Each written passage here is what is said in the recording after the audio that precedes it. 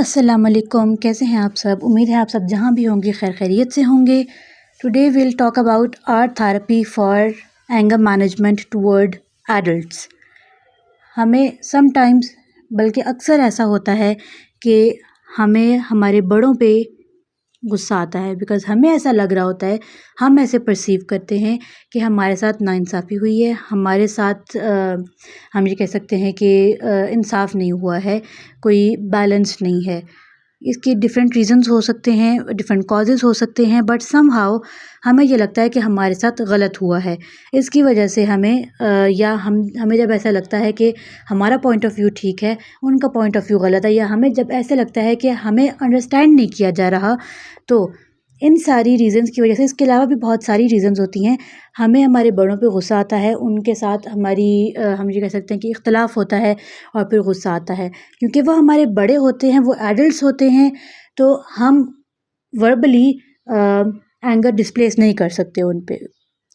तो इस चीज़ में आर्ट थेरेपी हमें हेल्प आउट करती है। किस तरह से? Because art therapy is all about a non verbal safe outlet to express intense feelings, to explore hidden emotions just like sadness और फियर और बीनीथ एंगर। बिकॉज जो एंगर हमारा बड़ों की तरफ होता है, जो एडल्ट्स की तरफ हमारा एंगर होता है, it is always a beneath anger. ये हम अपने फेस पे नहीं लेके आ रहे होते, इसको हम रिप्रेजेंट नहीं करते, इसको हम एक्सप्रेस नहीं कर रहे होते। तो जो हिडन इमोशंस हैं, उनको हेल्प आउट करने में, उनको एक्सप्रेस करने में, उनको एक्सप्लोर करने में आर्ट थेरेपी हमें बहुत ज़्यादा हेल्प आउट करती है। इसके अलावा it helps in building coping skills as well. अब टेक्निक्स कौन सी हम इसमें यूज़ कर सकते हैं फॉर एंगर मैनेजमेंट? फर्स्ट इसमें हमारे पास आती है ड्राइंग और पेंटिंग। अब इसमें क्या होगा, इसमें हम कलर्स और क्रेयॉन्स यूज़ करेंगे। वो पेस्टल कलर्स भी हो सकते हैं, हम ये कह सकते हैं शार्प कलर्स भी हो सकते हैं, किसी भी तरह के कलर्स हो सकते हैं। तो अब इसमें हम यूज़ कैसे करेंगे? हम स्क्रिबलिंग करेंगे। स्क्रिबलिंग टेक्निक इसमें यूज़ हो सकती है किस तरह से, कि प्रेशर और स्पीड, इन दो चीज़ों के थ्रू, और कलर, ये तीन चीज़ें हैं, स्पीड, प्रेशर एंड कलर। इन तीन चीज़ों पे फोकस होगा, इन तीन चीज़ों के थ्रू हम अपने एंगर को रिप्रेजेंट कर सकते हैं। अब होता क्या है, जब हमें गुस्सा आता है, जब हम एंगर की स्टेट में होते हैं, तो we have an urge to push. हम ये कह सकते हैं कि एक ज़ोर लगाने की वो एक अर्ज होती है। तो वो अर्ज यहाँ पे, या किसी काम को स्पीड अप करने की, या एक स्पीड में काम करने की हमें अर्ज हो रही होती है, तो वो चीज़ें यहाँ पे एड्रेस होती हैं। सेकंड हमारे पास टेक्निक है इसमें रिपिंग एंड कोलाजिंग। हम रिप कर सकते हैं। रिपिंग किस तरह से, कि जो भी हमारे एंगर से रिलेटेड थॉट्स हैं, जिस भी इंडिविजुअल से रिलेटेड थॉट्स हैं, उनको हम राइट डाउन कर लें एक पेपर पेज पे। मोस्ट ऑफ द टाइम उसको जस्ट राइट डाउन करने से ही हमारे वो एंगर ख़त्म हो जाता है। जस्ट इन अ केस वो ख़त्म नहीं हो रहा, तो you can squeeze the paper. उससे भी नहीं ख़त्म हुआ तो you can just tear off the paper, you can rip off the paper. This one is the most effective technique of anger displacement, of anger management. Third हमारे पास जो technique आती है, इट इज़ पेंट स्प्लैटिंग और paint throwing. अब होता क्या है, जब हम एंगर की स्टेट में होते हैं, तो हमारा अक्सर हमें ये अर्ज हो रही होती है कि हम चीज़ें उठा उठा के फेंकें। तो अब इसमें हम क्या कर सकते हैं, हम एक कैनवस लेंगे और अपने क्लाइंट को ये कमांड देंगे, पेंट्स भी देंगे। This can be paint filled balloons. Best इसके लिए यही है कि आप पेंट फिल्ड बलून्स ले लें और उनको कैनवस पे हिट करें, तो उससे एक पैटर्न क्रिएट होगा कलर्स का, डिफरेंट कलर्स का एक पैटर्न क्रिएट होगा, एक स्पॉट क्रिएट होगा। इस चीज़ से क्या होगी कि क्विक और ड्रामेटिक रिलीज़ ऑफ एनर्जी होगी और फ्रस्ट्रेशन भी रिलीज़ होगी। इसके अलावा एक और टेक्निक है स्कल्पटिंग। स्कल्पटिंग में क्या होगा कि जब हम through using our sense of touch और हैंड्स को जब हम यूज़ करके एक मॉडल बनाएंगे, क्ले को हम मोल्ड करेंगे इनटू डिफरेंट थिंग्स, तो वो चीज़ हमारे एंगर को काम डाउन करने में हेल्प आउट करेगी। इसके अलावा एक और तरीका है एंगर को डिस्प्लेस करने का, एंगर मैनेजमेंट का, इन स्कल्पटिंग, जो कि थाईलैंड में डिस्कवर किया गया है। This one is about hitting and punching the clay model. इसमें अब क्या होता है कि थाईलैंड में ये चीज़ बहुत प्रैक्टिस की जा रही है कि इंडिविजुअल्स यूज्ड टू दे पे द आर्टिस्ट, और वो उस इंडिविजुअल का एक हम ये कह सकते हैं क्ले मॉडल बनवाते हैं जिस इंडिविजुअल पे उनको गुस्सा होता है, और एंड देन वो क्या करते हैं कि उसको मुक्के मारना, उसको टीयर ऑफ करना, उसको स्क्वीज़ करना, उसका पंच करना, they can do anything they want to that model जो कि उस इंडिविजुअल से रिजेम्बलेंस का है, बिल्कुल उस इंडिविजुअल के जैसा है जिस पर उनको गुस्सा है। इस चीज़ से क्या होगा कि उनका एंगर डिस्प्लेस हो जाएगा, उनकी फीलिंग्स बाहर आ जाएंगी, उनके इमोशंस बाहर आ जाएंगे। नेक्स्ट हमारे पास आता है art therapy for separation and divorce. Art therapy जब भी हम सेपरेशन होती है या डिवोर्स होती है तो बहुत सारे इमोशंस उससे रिलेटेड होते हैं। It can B grief, it can B anger, it can B relief, it can B confusion.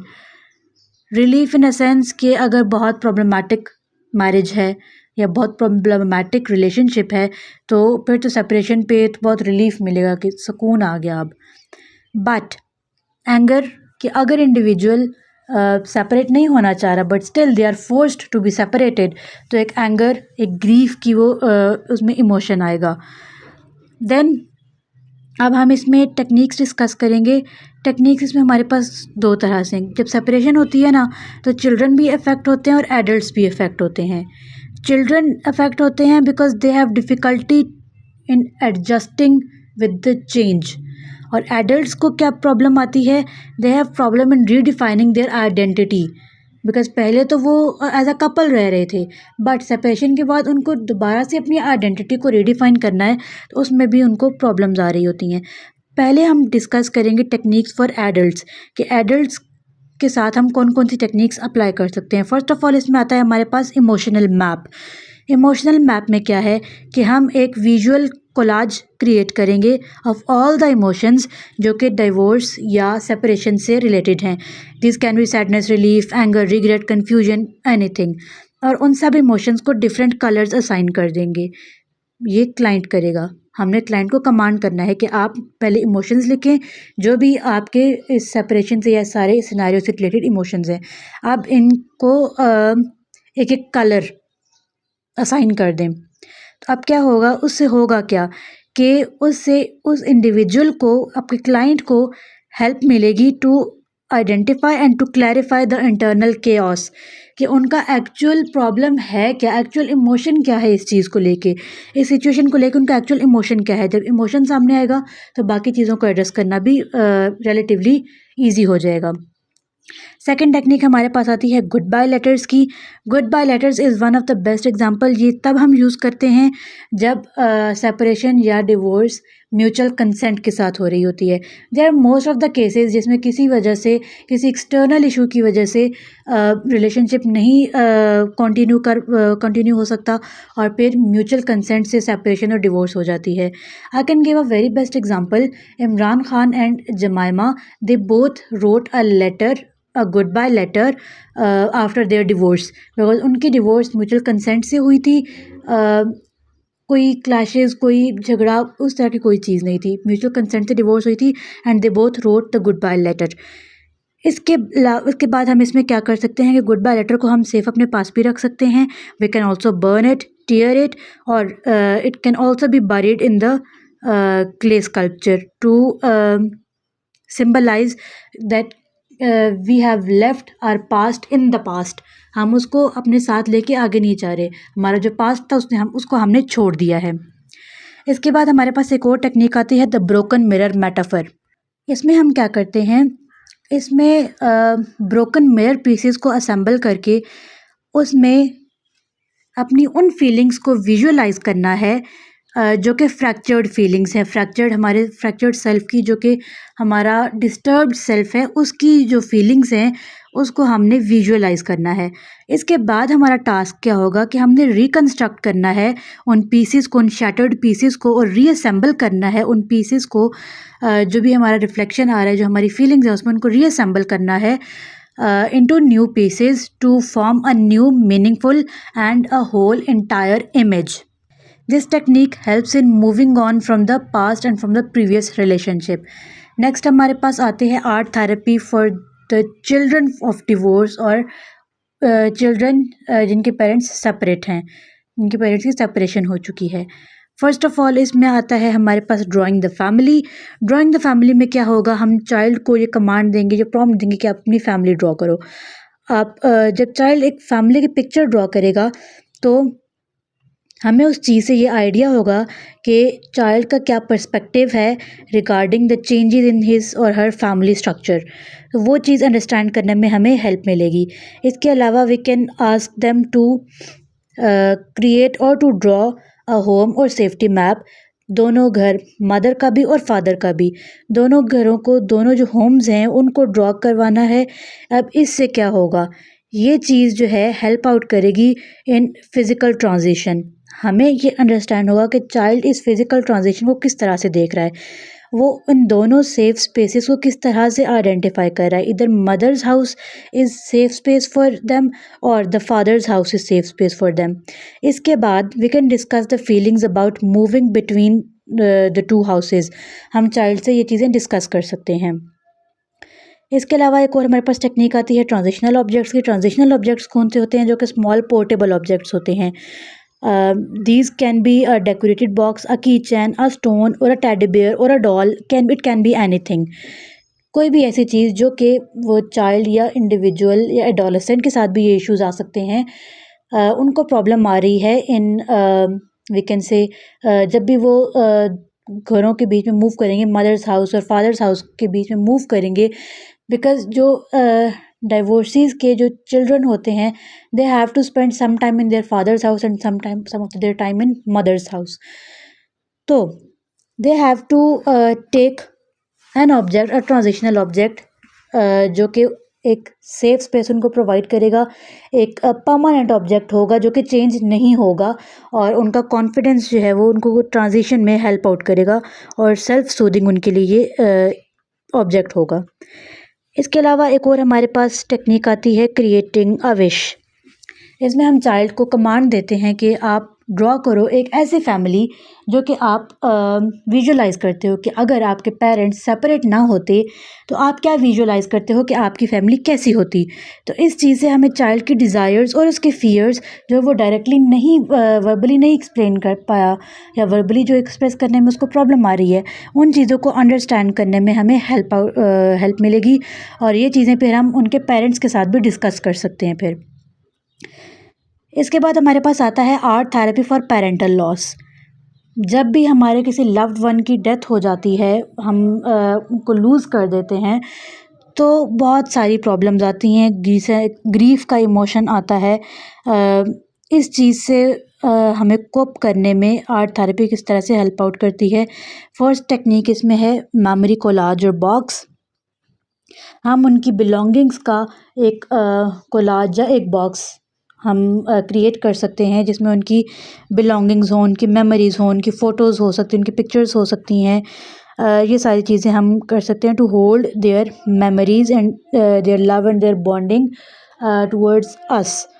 अब इसमें एक बहुत कॉमन चीज़ है आजकल, रेज़िन में बहुत सारे लोग अपने पेरेंट्स की बिलोंगिंग्स प्रिजर्व करवा रहे हैं, तो it is one of the best example of memory और कोलाज बॉक्स।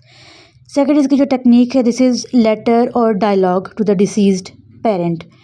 जो भी हमारा it is not only applicable for the parent, हमारा कोई भी लव्ड वन की डेथ हो गई है तो ये उस पर एप्लीकेबल है। ये टेक्निक हम उस पर टेक्निक्स अप्लाई कर सकते हैं, उनको हेल्प आउट कर सकते हैं।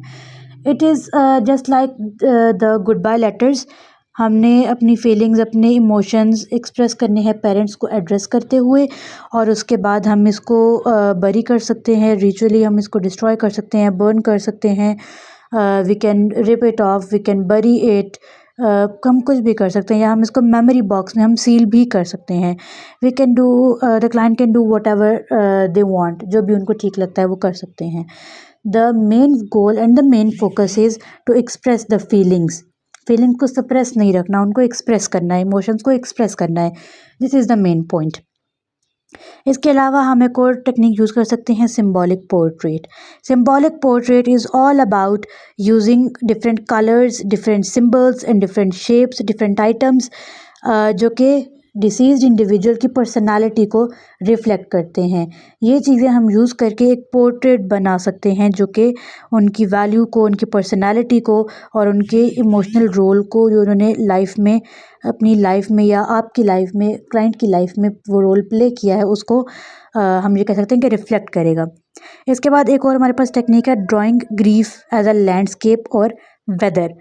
अब इसमें हम क्या करते हैं, हम we can ask the client to create a drawing of a dark storm if they are feeling messy। हम उनको कमांड नहीं देनी कि आपने क्या क्रिएट करना है, हम उनको बस ये कमांड देनी है, उनको ये प्रॉम्प्ट देना है कि अपने इमोशन को एक जैसे पेंटिंग में, एक ड्राइंग में आपने रिप्रेजेंट करना है। वो आपने किस तरह से करना है, इट्स अप टू यू, वो कुछ भी हो सकता है। It can be a pathway from moving towards light from the dark, or it can be a drawing of leaving the chains behind. It can be of leaving the roots behind. It can be anything, or it can be a drawing of walking in a path जिसमें आपके back पे darkness हो और front पे आपके light हो, या हम ये कह सकते हैं कि डे टाइम हो। तो ये चीज़ें, इस तरह की ड्राइंग्स हो सकती हैं।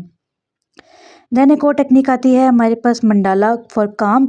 Mandala is the circular floral type drawing जिसमें हम कलर्स करते हैं। It is one of the most common techniques using, जो कि अभी आजकल बहुत ज़्यादा कॉमन है, यूज़ हो रही है फॉर स्ट्रेस रिलीफ। तो ग्रीफ की रिलीफ के लिए भी मंडाला कलरिंग, माइंडफुलनेस और फोकस्ड और रेपिटेटिव एक्शन ऑफ कलरिंग जो है, ये चीज़ें हेल्प आउट करती हैं in grounding, and it also helps in reducing anxiety of the client. इसके अलावा हमारे पास एक और टॉपिक आता है हेल्पिंग पेरेंट्स थ्रू आर्ट। अब आर्ट के थ्रू हम पेरेंट्स को कैसे हेल्प आउट कर सकते हैं। फर्स्ट इसमें हम टेक्निक है parental stress and burnout. Parental stress और बर्नआउट को हम किस तरह से एड्रेस कर सकते हैं, बिकॉज़ जब एक parenting is a full time job, और जब भी पेरेंट्स चिल्ड्रन के साथ कनेक्ट करते हैं तो वो बहुत थक जाते हैं। तो पेरेंटल स्ट्रेस आता है, बर्नआउट आता है, इस चीज़ को किस तरह से एड्रेस किया जा सकता है। सबसे पहले आती है हमारे पास इंट्यूटिव ड्राइंग। इंट्यूटिव ड्राइंग क्या होती है, इसमें हम पेरेंट्स से कलरिंग करवाते हैं। They can use different colours in a forceful way to scribble and to make lines to represent their feelings of pressure and overwhelm। इसके बाद क्या होगा, उसको हमने एक्सटर्नलाइज करना है। एक्सटर्नलाइज किस तरह से करना है, ये जब फोर्स अप्लाई होगी, जब प्रेशर अप्लाई होगा, प्रेशर के थ्रू स्क्रिबलिंग होगी, लाइन मेकिंग होगी, कलरिंग होगी, तो वो चीज़ें उनके एंगर को, उनके प्रेशर को एक्सटर्नलाइज करेगा, उनके इमोशंस को एक्सटर्नलाइज करेगा। इसके बाद हमने क्या करना है, we can ask them to see what the drawing is depicting, कौन सी इसमें इमेज बन रही है। बिकॉज जब हम quickly in a fast way हम लाइंस ड्रॉ करते हैं तो वो कोई ना कोई चीज़ तो क्रिएट हो रही होती है। This can increase mindfulness, and mindfulness helps in reducing stress. Second हमारे पास टेक्निक आती है गाइडेड इमेजरी। गाइडेड इमेजरी में क्या है, हमने काम मेडिटेटिव स्टेट में इंडिविजुअल को, अपने क्लाइंट को लेके जाना है, and we will help them, we will guide them through our verbal prompts to visualize a safe space, a safe place, जो कि उनके लिए सेफ प्लेस हो सकती है। It can be a cottage, it can be a garden of flowers full of butterflies, it can be a scenario, a visual of sea or a river or flowing stream, it can be anything। कोई भी safe space हो सकती है। वो हमने अपने verbal prompt के through उनको इन अ मेडिटेटिव स्टेट, वो गाइडेड इमेजरी की ये टेक्निक इस तरह से अप्लाई होगी। देन आता है कोलाज फॉर सेल्फ आइडेंटिटी। इसमें हमने क्या करना है, हमने क्लाइंट को ये, दिस इज एक्टिविटी बेस्ड, हमने क्लाइंट को ये एक्टिविटी देनी है कि आपकी जो भी स्ट्रेंथ्स हैं उनको आपने कट आउट निकालना है, उनका इमेजेस का, वर्ड्स का, आपके जो भी स्ट्रेंथ्स हैं जो आपकी पर्सनालिटी को डिपिक्ट करती हैं, आपकी पर्सनालिटी को हम ये कह सकते हैं कि रिप्रेजेंट करती हैं, उन चीज़ों का आपने, इमेजेस का, उन वर्ड्स का, उन सेंटेंसेस का आपने कट आउट निकालना है और उनको पेस्ट करना है साइमल्टेनियसली, कि वो एक फिगर, एक पोर्ट्रेट की फॉर्म ले ले। तो ये चीज़ जो है ये हेल्प करेगी पेरेंट्स को to combat the loss of self identity, और हेल्प करेगी उनको बर्नआउट के साथ। बर्नआउट में क्योंकि लॉस ऑफ सेल्फ आइडेंटिटी बहुत कॉमन है, तो सेल्फ आइडेंटिटी को रीगेन करने में ये टेक्निक उनको हेल्प आउट करेगी, बिकॉज वो अपनी स्ट्रेंथ्स और अपनी पर्सनैलिटी से रिलेटेड चीज़ों का कट आउट्स निकालेंगे, उसको एक्सप्लोर करेंगे, तो सेल्फ आइडेंटिटी उनकी रीगेन होगी। देन हमारे पास आती है एक और टेक्निक, ज़ेंटैंगल। ज़ेंटैंगल इज़ मोर और लेस लाइकली ऑफ मंडाला। फ़र्क सिर्फ इतना है कि mandala is round floral type patterns, और ज़ेंटैंगल में जो रैंडम लाइंस हैं, रैंडम पैटर्न्स हैं, दे क्रिएट अ लैंडस्केप और अ सीनरी। रेपिटेटिव पैटर्न्स जो हैं ये कोई नेचर की ड्राइंग या कोई सीनरी, कोई लैंडस्केप क्रिएट करते हैं। तो मंडाला की टेक्निक जिस तरह से है, वैसे ही टेक्निक ज़ेंटैंगल की भी है कि इसमें भी कलरिंग होगी, डिफरेंट हम कलर्स यूज़ करवा सकते हैं अपने क्लाइंट से, and it will help them in reducing there anxiety and stress. Last but not the least हमारे पास टॉपिक आता है इन्हांसिंग पेरेंट चाइल्ड रिलेशनशिप। अब पेरेंट चाइल्ड रिलेशनशिप को हम किस तरह से इन्हांस करते हैं? बहुत दफ़ा ऐसा होता है कि पेरेंट्स और चिल्ड्रन के बीच में कन्फ्लिक्ट आ जाता है, तो उस चीज़ को हम किस तरह से इन्हांस कर सकते हैं? We can help them through joint painting और कोलैबोरेटिव आर्ट। जब भी हम कोलैबोरेशन में कोई काम करते हैं, कोलैबोरेटिवली हम कोई भी काम करते हैं, तो हम म्यूचुअल अंडरस्टैंडिंग के साथ काम करते हैं, हम एक दूसरे की हेल्प के थ्रू काम करते हैं। हमें ग्रुप टास्क भी इसीलिए दिए जाते हैं, या ग्रुप आर्ट थेरेपी सेशंस जो होते हैं, या कोई भी थेरेपी, ग्रुप थेरेपी जब होती है, तो उसमें एक दूसरे के हम ये कह सकते हैं एक्सपीरियंसेस के थ्रू लर्निंग होती है, डिफरेंट प्रॉब्लम्स के डिफरेंट सोल्यूशंस हम ये कह सकते हैं फाइंड आउट किए जाते हैं। तो जॉइंट आर्ट या collaborative art, joint drawing, collaborative painting, ये टेक्निक हम पेरेंट्स और चिल्ड्रन के साथ भी यूज़ कर सकते हैं to enhance their relationship, to strengthen their relationship, in a sense कि जब पेरेंट्स और चाइल्ड एक टीम में काम करेंगे तो it will promote their relationship, it will strengthen their relationship, and it will help in making strong their bond and their relationship. Because जब team work में काम करेंगे पेरेंट्स और चाइल्ड, तो म्यूचुअल अंडरस्टैंडिंग से वो एक टास्क को कंप्लीट करेंगे, और म्यूचुअल अंडरस्टैंडिंग से उनके बीच में जो भी प्रॉब्लम्स हैं, जो भी इश्यूज़ आ रहे हैं, वो रिजॉल्व होंगे, उनको ईजिली रिजॉल्व करने में हेल्प मिलेगी। Last but not the least, we have another technique of story stones. Story stones are basically smooth stones जिन पे different shapes, different icons और different symbols बने हुए होते हैं, या different characters होते हैं। तो story stones को हम किस तरह से यूज़ कर सकते हैं? We can use these stones to collaboratively tell stories.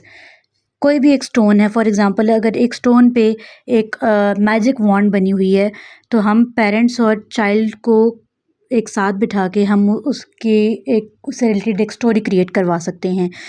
अगर एक स्टोन पे डॉल बनी हुई है, हम उससे रिलेटेड एक स्टोरी क्रिएट करवा सकते हैं। ये क्रिएटिविटी को भी इन्हांस करेगी, इमेजिनेटिव स्टोरीज़ क्रिएट होंगी, कोलैबोरेशन होगी पेरेंट्स और चाइल्ड की, तो ये चीज़ उनकी वर्बल कम्युनिकेशन को भी इन्हांस करेगी, और it will help parents and children in enhancing and in deepening, in strengthening their relationships. So that's all of our art therapy and our today's lecture. If you have any questions, you can ask. Thank you so much.